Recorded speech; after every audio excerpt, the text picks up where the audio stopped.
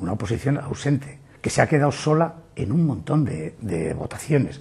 Eso para un partido en la oposición es para hacérselo mirar. Está ausente de los grandes debates.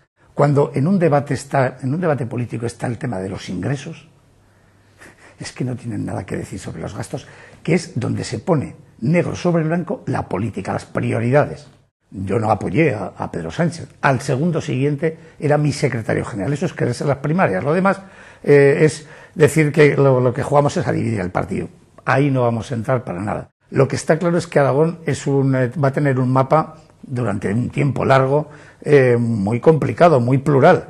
Y así hay que trabajar con ello. Desde luego obliga a los que estamos en las Cortes y a los portavoces a estar permanentemente hablando, llegando a acuerdos, etcétera. Hubo 3 ejes fundamentales: agroalimentación, eólica energías renovables y logística.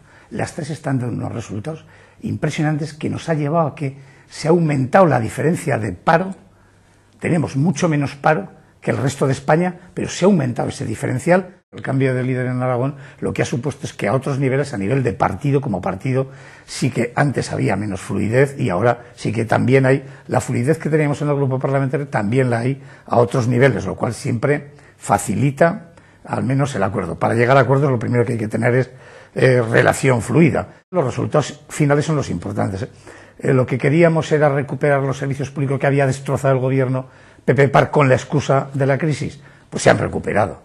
Se han recuperado profesores, 1.000 profesores, 1.500 profesionales de la salud, becas de comedor, más de 11.000 becas de comedor, dependencia se ha revertido de perder cada día dependientes a ganar 13 cada día.